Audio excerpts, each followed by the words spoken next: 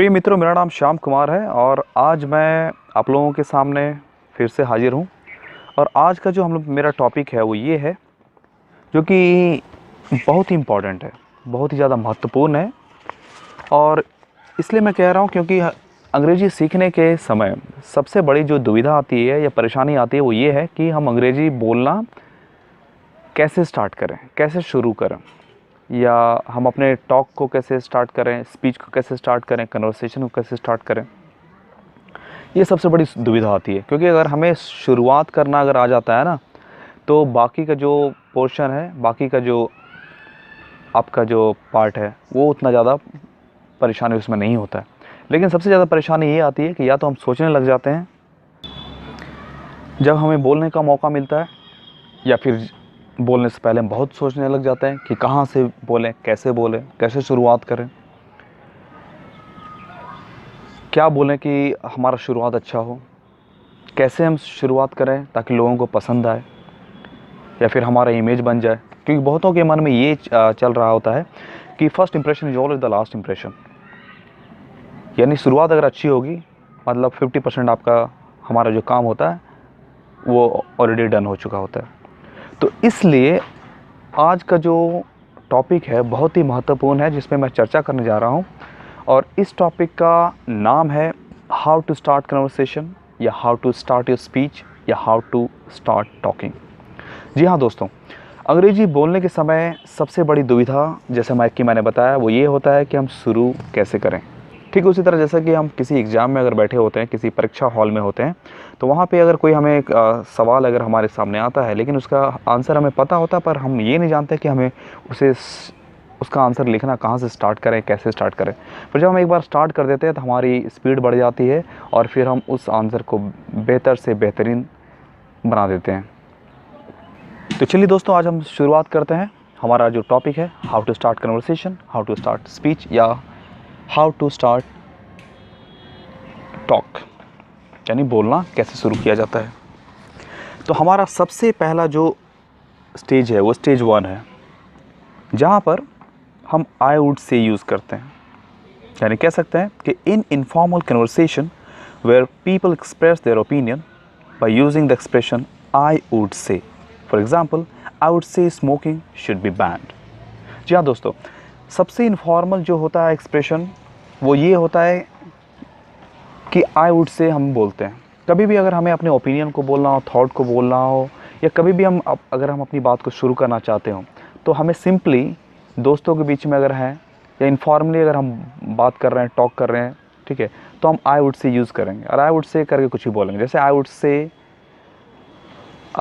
America is the most flourish country in the world, या फिर आई would से the next PM who would be for India in 2019 would be XYZ, या फिर I would say my friend is an engineer। ऐसा करके हम अपने speech को स्टार्ट करते हैं। सिंपली अगर बोलेंगे my friend is an engineer, या फिर सिंपली अगर हम ये बोलते हैं कि my friend is an engineer, तो ये एक स्टेटमेंट हो जाएगा। पर अधिकांशतः समय क्या होता है कि हमें अपने ओपिनियन देना होता है, थॉट्स देना होता है, ठीक है, हमें अपनी बात बोलनी होती है। लेकिन जब हम स्टेटमेंट देते हैं तो वो बात जो होता है ऐसा लगता है कि वो कहीं किताब में लिखा हुआ था या फिर वो सच है। इसलिए हम स्टेटमेंट देने से हम बचेंगे और अपने ओपिनियन और अपने थॉट्स को ज़्यादा हम रखेंगे इन एक्सप्रेशंस को यूज़ करके। Second, stage 2।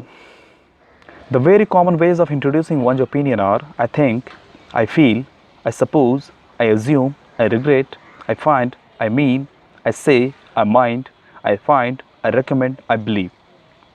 जी हाँ, यहाँ पर थोड़ा सा स्लाइटली हम फॉर्मल हो जाते हैं और इन एक्सप्रेशंस को हम कैसे यूज़ करते हैं, एग्जांपल देखते हैं।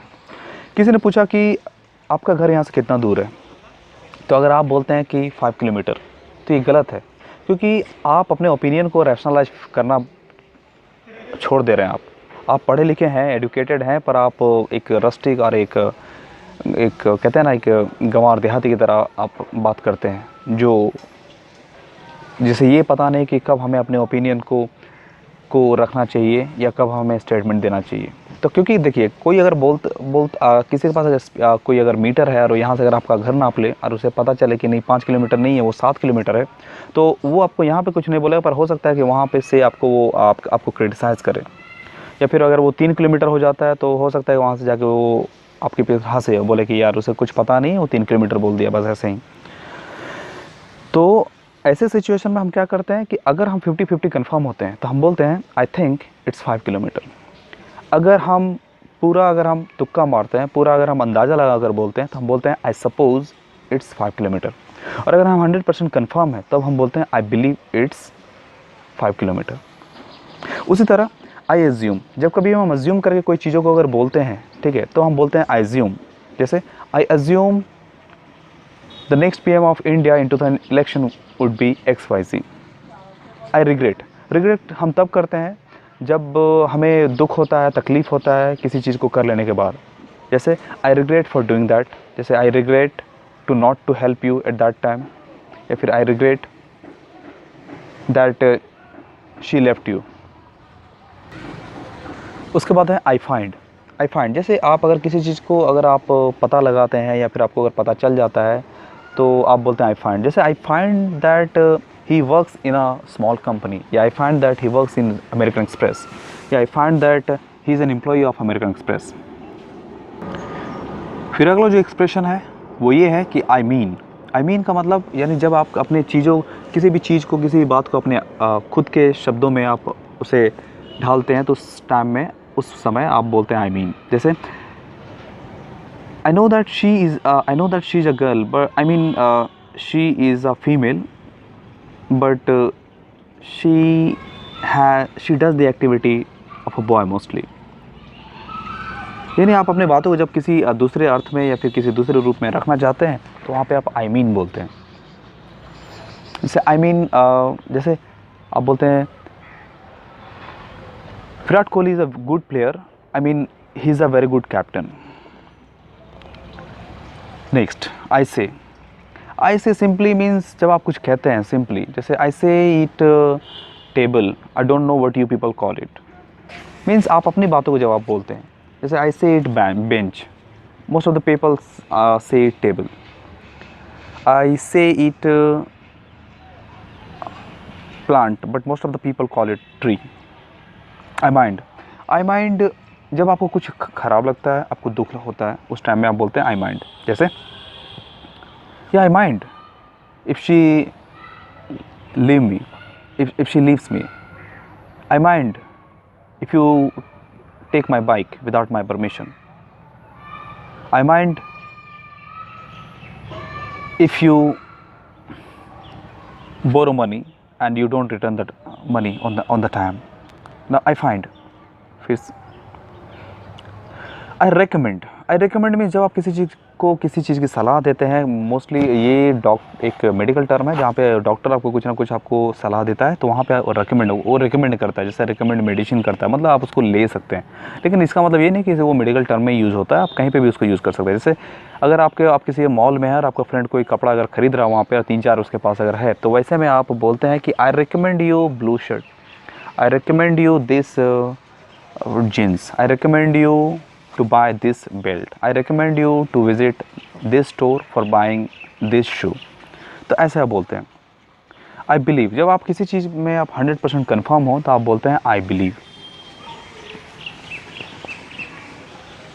जैसे I believe the next PM of India would be XYZ। I believe the education system in our country is getting deteriorated day by day.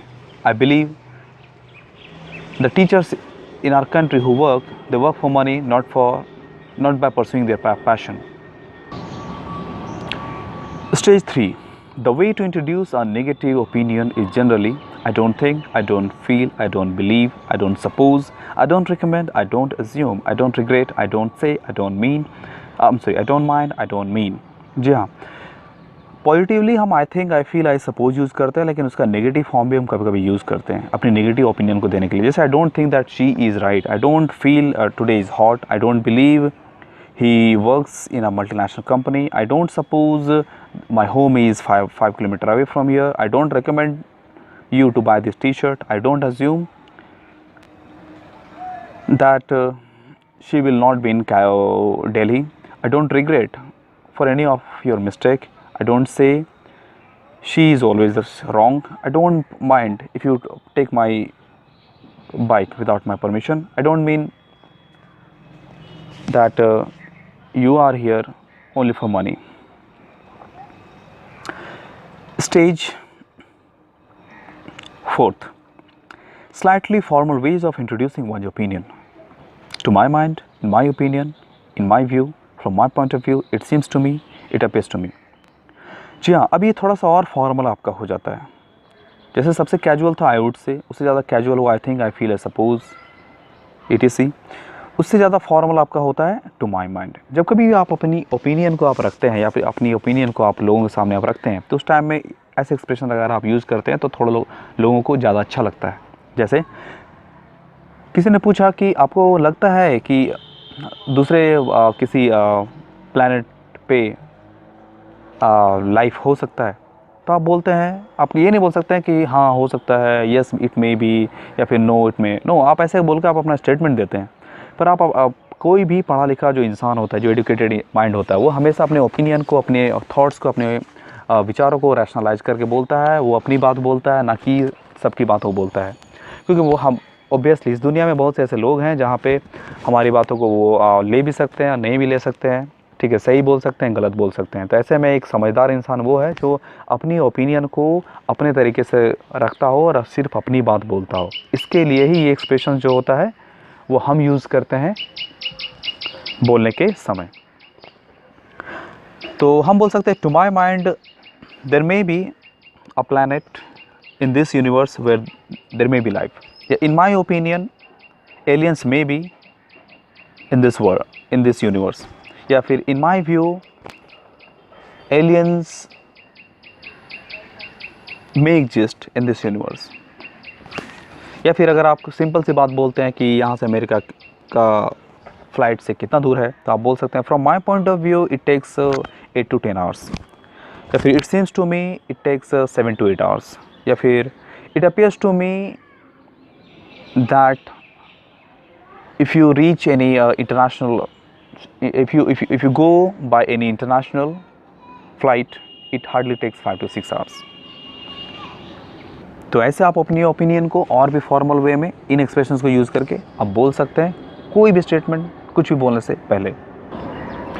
Now stage 5, in a more formal discussion, to introduce one's opinion. As far as I can see, as far as I'm concerned, as far as I know, as much as I believe, as much as I feel. दोस्तों, first stage जहाँ पे आई would से था बहुत ही casual था. उससे ज़्यादा formal I think, I believe, I suppose, I feel, I assume हुआ. उसके बाद उससे ज़्यादा formal to my mind, in my opinion, in my view, from my point of view हुआ, जिसको हम यूज़ कर सकते हैं अपने किसी भी बात को, अपनी ओपिनियन को, अपनी थॉट्स को रखने से पहले, या कोई भी हम बात बोलते हैं उसको बोलने से पहले, यानी किसी भी सेंटेंस को स्टार्ट करने से पहले. ये सब हम अगर हम अपने सेंटेंस के आगे जोड़ेंगे तो हमें हेल्प भी मिलेगा एक स्टेप की तरह. ठीक है, एक पायदान की तरह, एक सीढ़ी की तरह, जो हमें ऊपर चढ़ने के लिए हेल्प करता है या सेंटेंस बनाने के लिए हेल्प करता है. तो अभी हमारे पास जो थोड़ा सा और भी ज़्यादा फॉर्मल जो एक्सप्रेशन है वो ये है कि as far as I can see. जी हाँ दोस्तों, सेम हर बात को बोलने के लिए आप इन एक्सप्रेशंस को यूज़ करेंगे. ठीक है, ऐसा नहीं कि इसको आप किसी बहुत अच्छे फॉर्मल जगह पे, बहुत ऑफिस जगह में यूज़ कर सकते हैं. नहीं, फॉर्मल आपकी भाषा होती है, आपका लैंग्वेज होता है, आपका बिहेवियर होता है. ठीक है, फॉर्मल कभी भी ऐसा नहीं कि हम ऑफिस में ही फॉर्मल बोल सकते हैं, दोस्तों के बीच में भी बोल सकते हैं. फॉर एग्ज़ाम्पल, अगर आप बोलते हैं कि किसी ने पूछा कि प्रशांत महासागर की गहराई कितनी होगी, तो आप ये नहीं बोलेंगे कि 11.2 किलोमीटर. आप बोलेंगे as far as I can see, या as far as I am concern, या as far as I know, या as much as I believe, या as much as I have read, या फिर as far as my opinion is concern, या as far as my view is concern, it is 11.2 kilometre. Although ये एक statement है जो कि सच है, फिर भी हम इस बात को ऐसे रख सकते हैं. कोई पूछ सकता है कि मार्केट में अगर कोई फ़ोन है मार्केट में सबसे अच्छी नेटवर्क कौन है? एयरटेल, वोडाफोन, आइडिया या जियो? तो आप कहते हैं कि आप देखिए यहाँ पे आप स्टेटमेंट नहीं दे सकते कि आपको जियो अगर अच्छा लग रहा हो या एयरटेल अच्छा लग रहा हो या फिर आपको आइडिया या वोडाफोन अच्छा लग रहा हो तो आप उसके बारे में बड़ाई करें, क्योंकि वो हो सकता है कि आपको अच्छा लगे पर लोगों को अच्छा ना लगे। तो ऐसे में क्या होता है कि आप अपनी ओपिनियन, यानी आप अपनी ओपिनियन को रैशनलाइज करने के लिए एक डिप्लोमेटिक अप्रोच लेने के लिए आप बोलते हैं as far as I can see, या as much as I believe, या as far as as much as I have used this network, I believe it is Vodafone, it is Jio। या फिर आप बोलते हैं कि as far as I am concerned the network of Jio is good, या as far as I am concerned, ठीक है, the network of Idea is good or bad, but the net pack what we get from the Idea is good enough in comparison to others। तो आप यहाँ पे एक और चीज़ आप कर सकते हैं दोस्तों कि आप अपने ओपिनियन को यहाँ पे ऐसा नहीं कि इन एक्सप्रेशन को यूज़ कर सकते हैं, आप चीज़ों को क्लब भी कर सकते हैं यहाँ पे, ठीक है। जैसे as far as I can see I would say it is Jio. देखिए मैंने क्या किया कि यहाँ पे इस एक्सप्रेशन को यूज़ किया, उसके बाद एक मैंने इनफॉर्मल यूज़ कर लिया। या फिर आप ऐसे बोल सकते हैं कि as far as I am concern I think it is जियो।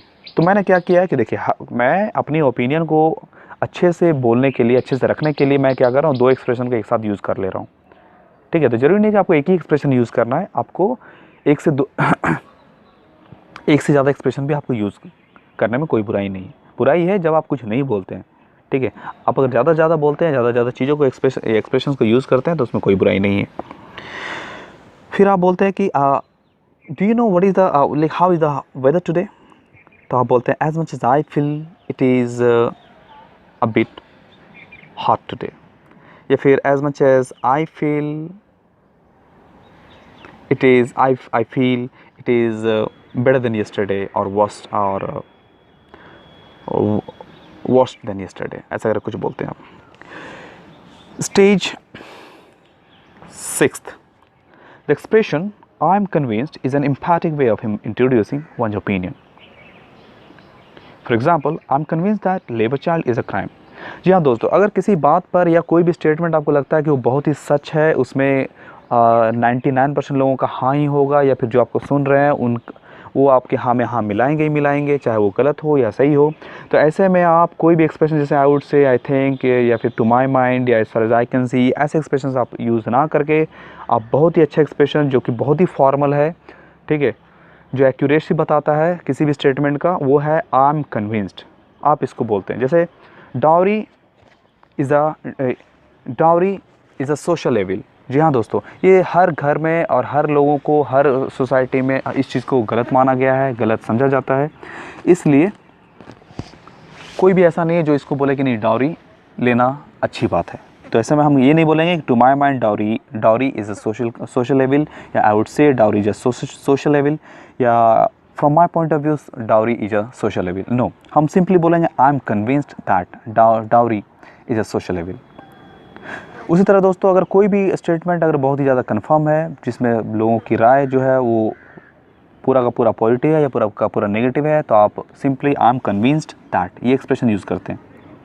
जैसे अगर आप बोलते हैं कि हिंदू देवताओं में 3 देवता ऐसे हैं जो सबसे मीन्स जिनको सबसे ऊपर माना गया है, ब्रह्मा विष्णु महेश। तो मुझे नहीं लगता दोस्तों कि कोई इसमें कोई भी हिंदू मेथोडोलॉजी से जो बिलोंग करता है, हिंदू रिलीजन से बिलोंग करता है, वो ये बोलेगा कि नहीं ये गलत है, ठीक है। ब्रह्मा विष्णु महेश या मीन्स सबसे ऊपर नहीं है, उनसे ऊपर ये है, वो है, ऐसे हैं वैसे, ठीक है। क्योंकि हिंदू रिलीजन में सबको ये चीज़ पता है और सब उसमें हाँ मिलाएंगे ही मिलाएंगे। तो आप बोलेंगे I am convince that the gods in Hindu religion who are at top they are Brahma Vishnu and Mahesh. आप ऐसे बोलते हैं। तो कोई भी बात जो जिसमें आपको पूरा कॉन्फिडेंस है, पूरा वो सटीक है, पूरा सच है, ठीक है। कोई भी स्टेटमेंट, जैसे महात्मा गांधी ने, मैं दूसरा एग्जांपल ले रहा हूँ कि जैसे महात्मा गांधी ने कहा था, ने नारा दिया था करो या मरो का policy.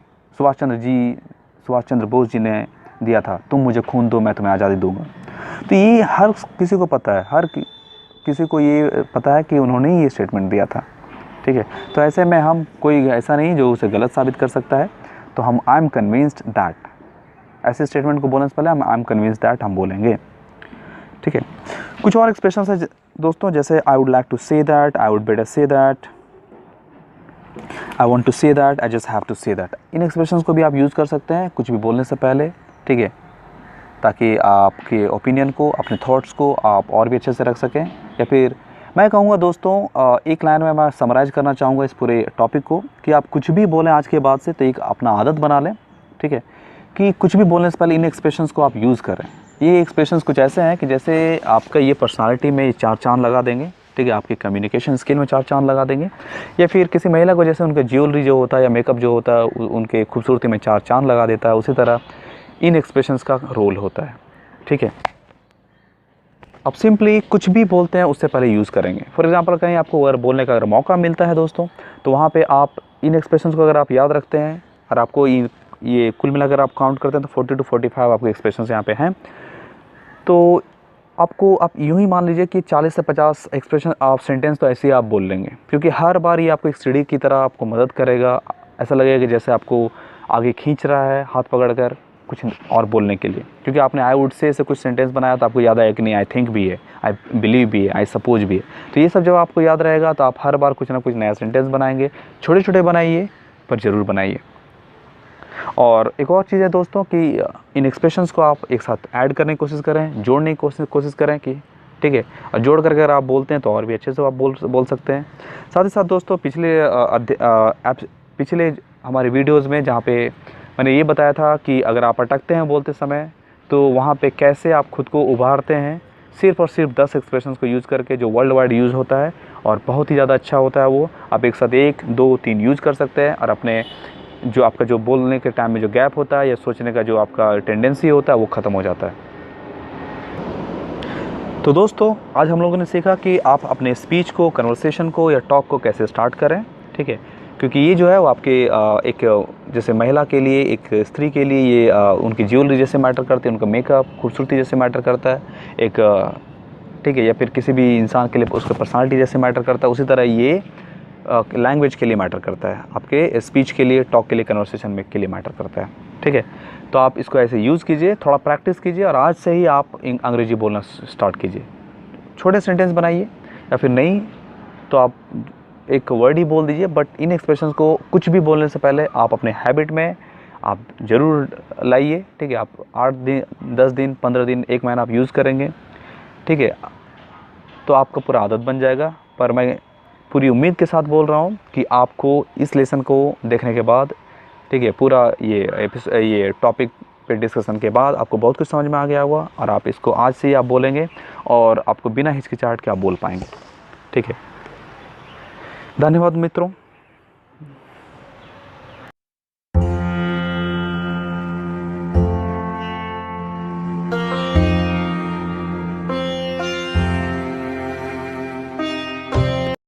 Welcome to MBTech India. MBTech India is introducing India's 3 best features for learning communication skill in the most flexible way, from a smartphone, desktop, laptop or tab, anywhere, anytime in the world. Number 1, take and attend live classes from anytime, anywhere. Number 2, for fluency and for learning communication skill as a native speaker, take live practice with Americans and British from anytime, anywhere in the world. Number 3, for revising your notes, we have videos and digital notes which you can revise from anytime, anywhere in the world. Thank you. इस तरह के video और भी देखने के लिए आप हमारे YouTube channel the man in India को सब्सक्राइब करें, लाइक करें, कमेंट करें, फेसबुक, व्हाट्सएप और दोस्तों के बीच में शेयर करें। Thank you. जय हिंद, जय भारत।